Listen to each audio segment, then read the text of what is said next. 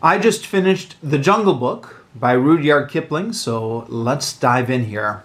Now, actually, this is a reread for me. I originally read it sometime in middle school. I believe it was in 7th grade. I read it while I was up at summer camp for 1 week during the summer. According to Michigan state law, I don't know if this is the same in other states, at summer camp, the kids need 1 hour of just rest time during the day. You can't keep them running around during the whole day. So we had 1 hour where we just had to lie in the beds and we could either take a nap or read books. And I had The Jungle Book up with me that summer and read it and thoroughly enjoyed it. And ever since then have been calling it one of my favorite books of all time, but have never come back to it. So I am long overdue for a reread. For a long time, rereading books was not a priority for me. If I had read a book, I had already read it, and I wanted to go on and cross off new books off of my list. But the past few years, thanks in no small part to the influence of BookTube and people talking about rereading, I've decided to start prioritizing rereading books. So The Jungle Book is one of the books that I really should reread because I have very fond memories of my first reading of it. Now, I tell a small lie because the book I had up at summer camp with me was not The Jungle Book, but The Jungle Books. So, there are actually two Jungle Books. There's The Jungle Book, and then there's the sequel, the second Jungle Book, which was published a year later. Publishers will reissue these in various combinations. Both The Jungle Book and the second Jungle Book, the sequel, consists of some Mowgli stories, but then they also consist of various animal stories. Some of them connected to the jungle, like Tumai of the elephants, but some of them, like the white seal, not connected to the jungle at all, just, animal stories. So the publisher I was reading, which was a book I got from my local library, took all the Mowgli stories and put them at the front, and then put all the animal stories and put them at the back, and combined the books that way into the Jungle Books. But some publishers will still print them separately, like this one here by Illustrated Junior Library, Grosset and Dunlap. This is only the original Jungle Book. Second Jungle Book, I guess you have to buy separately. And sometimes they will just take the Mowgli stories. There's 3 of them here, and I believe 3 or 4 more in the second Jungle Book. And they'll just publish those as the Mowgli stories. So it depends a little bit on the edition you get. But this contains all the stories from the original Jungle Book, first published in 1894. Now, one of the things I remember so fondly about this book, when I approach a classic, and I know this is a children's book, but it's still an old classic, I'm always a little bit apprehensive that it's going to be in a very alien prose and difficult to read.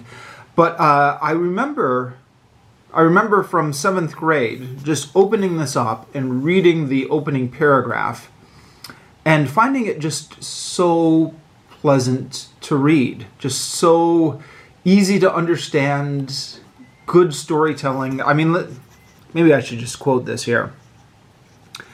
It was 7 o'clock of a very warm evening in the Seeonee Hills when Father Wolf woke up from his day's rest, scratched himself, yawned, and spread out his paws, one after the other, to get rid of the sleepy feeling in their tips.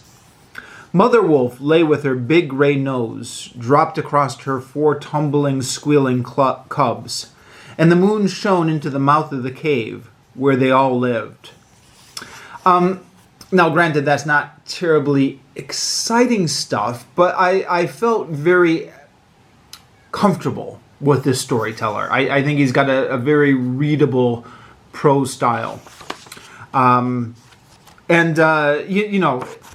It's a Victorian book, but it only missed the 20th century by a few years. It was published in 1894. So just right at the tail end of the 19th century, practically a 20th century book, and reads in a very modern way. Now you can see this edition I have here, which I picked up from a used bookstore here in Book Street in Saigon, is very big print and illustrated, just like a children's book. And I looked through this and I thought, is this the original text of the Jungle Book? Or is this like a simplified version for children? But, I looked it up. I compared this with a version of my school library. I compared this with the version on Project Gutenberg online. And this is the original text, even though it's printed up just like a children's book. I mean, it is a children's book, but I guess the question is it for children like 5-year-old children, or is it for children like 12-year-old children? Well, what do you think?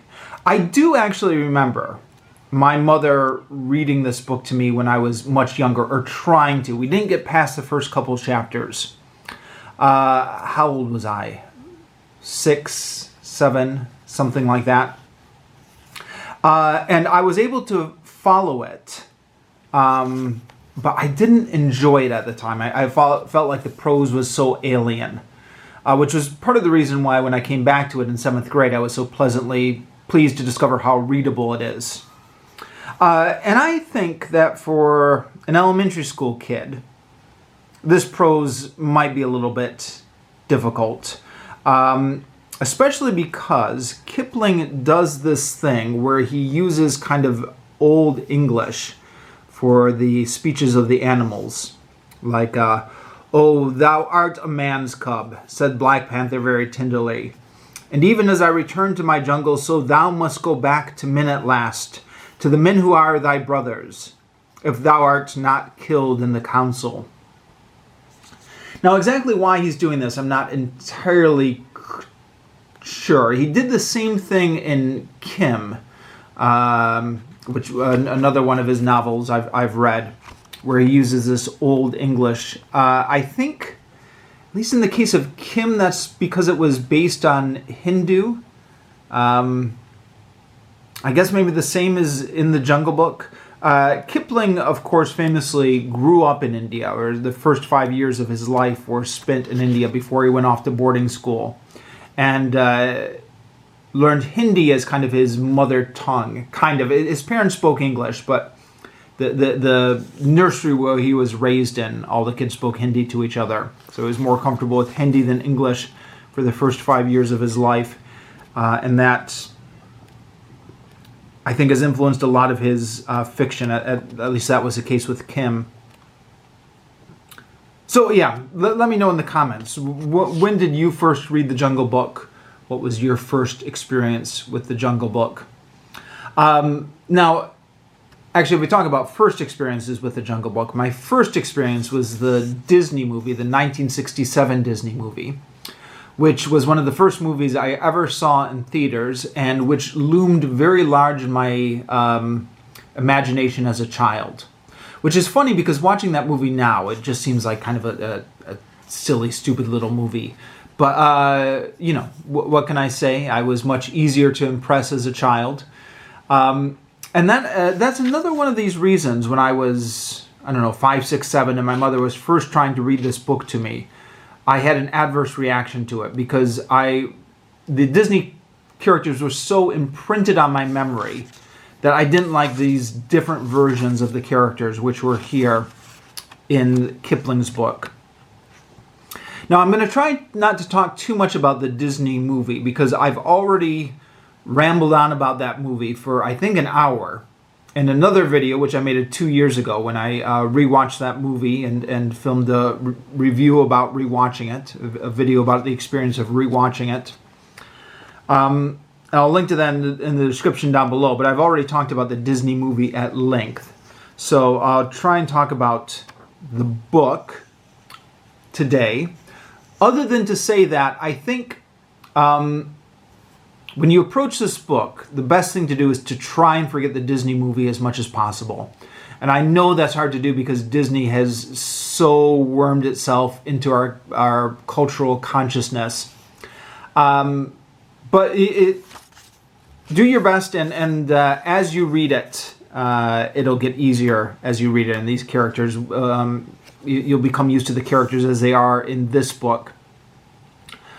It's something I couldn't do when I was about 5 years old, but it's something that I could do when I was in 7th grade. So maybe that's one of the other reasons that this book is best enjoyed by older children nowadays. Disney maybe has a lot to answer for ruining children's classics. Disney famously, when he was making the movie, I think he gave this book to his writers, or the guys who were working on the script, and he said, here's a copy of Rudyard Kipling's The Jungle Book. The first thing I want you to do is not to read it. So Disney was wanted his version of The Jungle Book to be very different than Rudyard Kipling's book, and indeed it is quite different in tone. That being said, though, rereading it, the plot is basically the same. I mean, the characters are different, but Mowgli starts off with the wolves. There's a showdown with Shere Khan that involves fire. And Mowgli is abducted by the monkeys, just like in the movie. Bagheera and Baloo have to rescue him from the monkeys, just like in the movie. And then there's another showdown with Shere Khan and Tiger. So some of the chronology is a little bit different. But the basic structure actually is not all that different from the Disney movie. But the tone is very different. So, for example, when Mowgli gets abducted by the monkeys, Baloo and Bagheera fight against the monkeys to save him, but it's a much bloodier fight than it is in the Disney movie. And I think there's a reference to all the dead monkeys that are lying around after the fight, so that there's a bit more of a body count. Kaa the snake is actually one of Mowgli's allies in this book, even though in the Disney movie he's the villain. And Kaa ends up hypnotizing the monkeys and eating many of them at the end of this chapter, with kind of a little chilling end. I mean, the monkeys are kind of antagonists, but you think, oh, the monkeys, they're so cute. But a lot of them get eaten by Kaa at the end of this. Well, I'm talking about the Mowgli stories.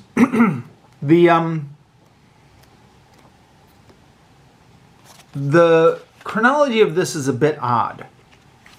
So in the first chapter, Mowgli's brothers, we go with Mowgli from the time he is adopted by the wolf pack to the time he leaves the wolf pack and goes to the village to get to join men. He's essentially kicked out of the wolf pack at the end because of Shere Khan. But then in chapter 2, Kaa's hunting, we jump back in time to when Mowgli is still growing up and still a member of the wolf pack, and Baloo and Bagheera are teaching him. And I think to myself, as I was reading that, I thought to myself, well, what kind of editing is that? I don't want to go back in time. Couldn't you rearrange this so that this takes place inside the previous chapter and we don't have to... Why are we jumping back in time? But the reason is, as a trip to Wikipedia will soon point out, that these were published separately in magazines before compiled into a book. So I guess that's why each chapter is like a story unto itself. I mean, there's 3 Mowgli stories, but each one has a different story arc. So this one is jumping back in time.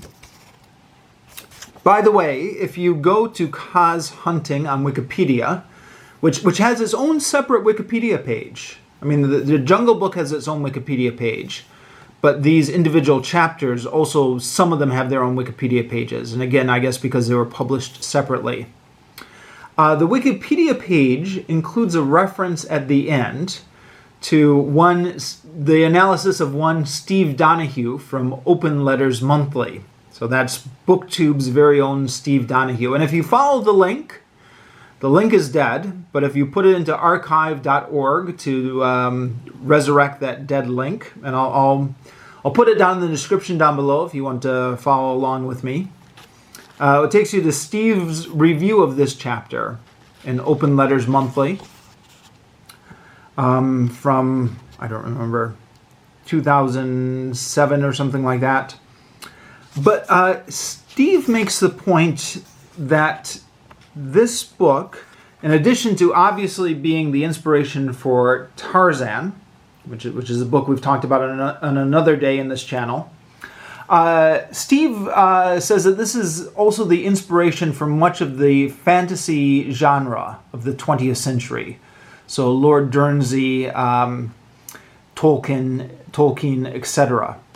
And the reasoning is these are not just cute animal stories. This is a story in which the jungle has all this lore. So each animal tribe has their own customs and their own language and their own way of doing things. And Baloo is busy teaching Mowgli all about the various laws of the jungle. And it's Steve Donahue says this is kind of the inspiration or the antecedent for the fantasy literature in which there's tribes of elves and dwarves and goblins, and that they all have their own customs and greetings and stuff like that. So that's, I don't know, what do you guys think about that? That's interesting to consider, huh? That this book is part of the birth of the fantasy genre. One more thing. Sorry, I know I said I wasn't going to talk about the Disney movie too much. But it is interesting while we're making comparisons. There's a bit of a role reversal here from the Disney movie. So in the Disney movie, Bagheera is the real strict one and Baloo is a happy-go-lucky one. In the book, Baloo is the real strict one. Baloo's job is to teach the wolf cubs. He's kind of an honorary member of the wolf pack, even though he's not a wolf. He's their teacher. So he gets a voice in the wolf councils and everything. But he's a very strict teacher. And it's Bagheera who has to complain that Baloo is being too strict with the boy, even though the Disney movie has those roles reversed. Okay, I'm done. I'm not going to mention the Disney movie anymore, I think. So, yeah, we've got 3 stories here, which are the Mowgli stories. And then we have 4 other stories here, which are various animal stories. And they're all quite well written and pleasant to read. I don't know about you guys. Short stories, I've never really liked short story collections because I feel like it takes me a little bit to get into the story. But then once I got into the story, I enjoyed all of these stories. There was one story which I was familiar with before. Even before I read this book the first time in 7th grade. And that's Rikki Tikki Tavi. The reason I'm familiar with this is because there was a short movie produced by Chuck Jones, the director of a lot of the Looney Tunes films, on Rikki Tikki Tavi made in the 1960s, which I saw one Sunday afternoon in church.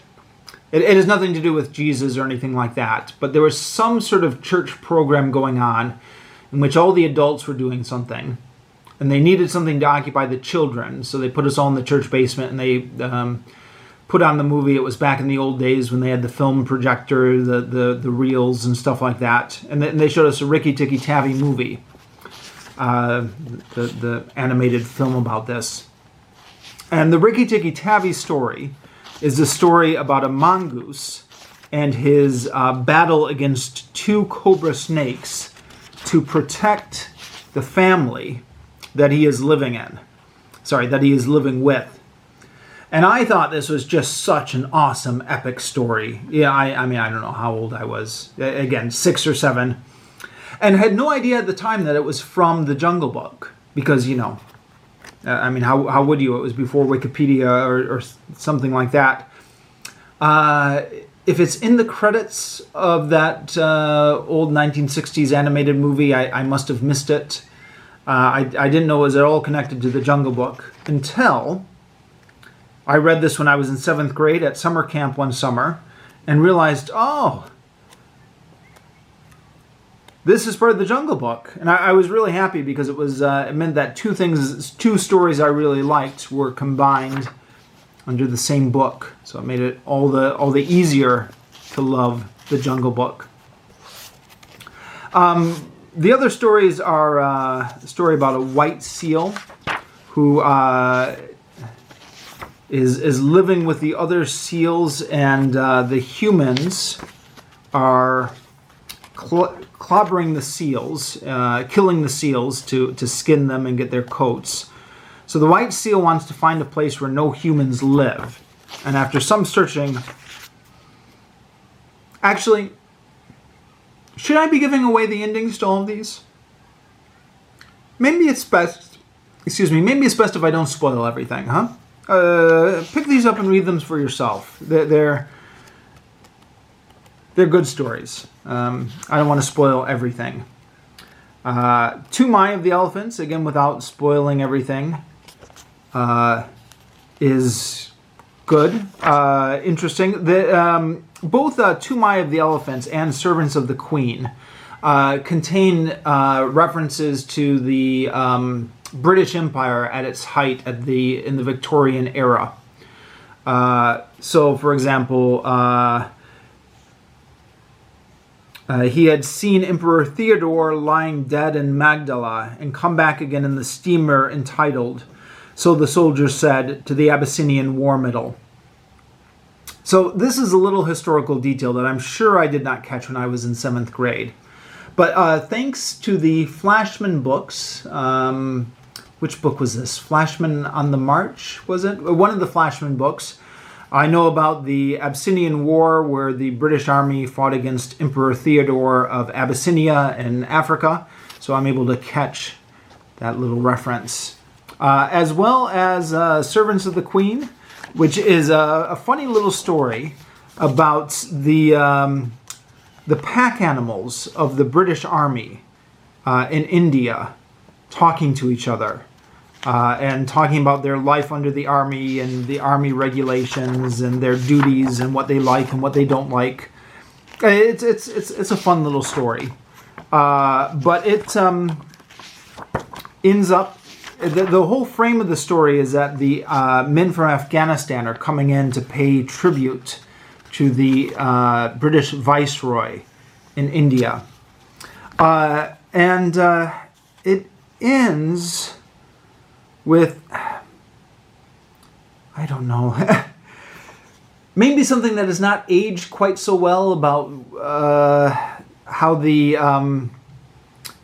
Afghanistans have to take orders from the Indian Viceroy because the English have mastered discipline, but the Afghanistans have not. I think that's the implication of these last few lines, although, as with a lot of things Kipling, I'm sure there are layers to this. I don't want to get into Kipling's politics too much on this, in part because it's not the point of this book, and in part because I'm not qualified to discuss it. I mean, I know there is that whole discussion about the white man's burden and stuff like that, but I'm going to try to refrain on opining on things I've not thoroughly researched. Or at least I'm going to try and do a better job of that going forward. I know in the history of this channel, I've not done a great job of that. But anyways, as you can see from me flipping through it, this edition here, which again is the Illustrated Junior Library, Grosset and Dunlop, has a lot of great illustrations in it.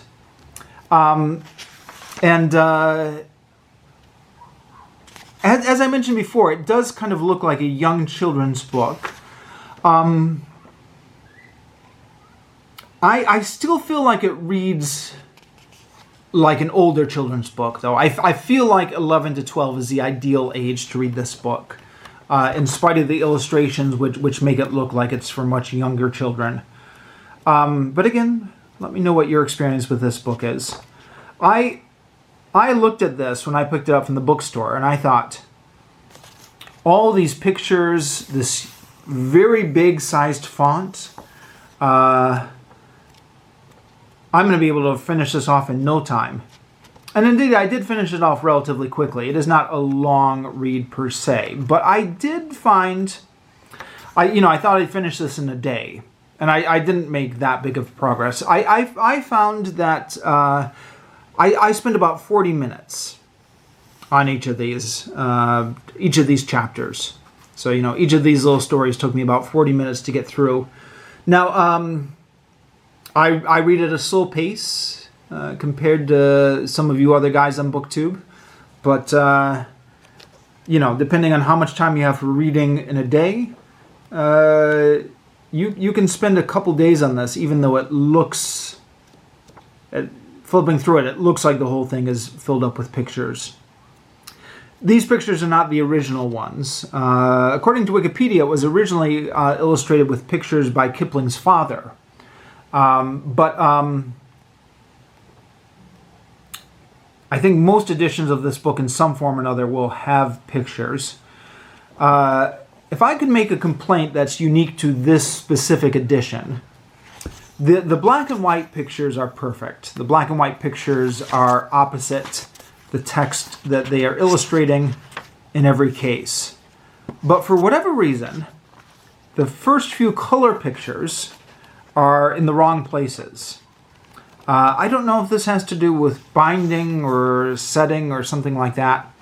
And it wouldn't be a big deal if it had come after the part it was illustrating. But here, this confrontation between Mowgli and Shere Khan comes several pages before that confrontation occurs in the text. So it's kind of spoiling what's going to happen several pages later. This next one here comes several pages after this occurrence in the text. So that one's okay.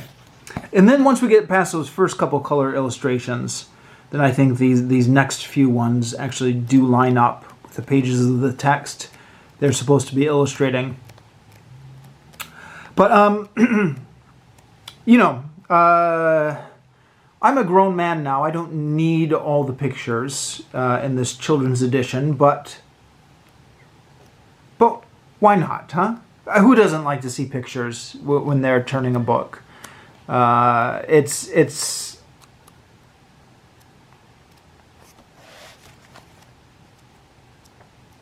Yeah, I like the pictures. What can I say? So if now the trade-off is this book is a little bit less portable. You can't really put it in your pocket. But it's I'm glad I stumbled across this edition at a used bookstore. I liked reading through with the pictures. It helped to make the reading experience a little bit more vivid, a little bit more bright. So yeah, I am very glad that I came back and reread this. And now I guess I'm going to keep my eyes open for the second Jungle Book and reread that at some point. I'll keep my eyes open for it. But the first Jungle Book, really enjoyed rereading this.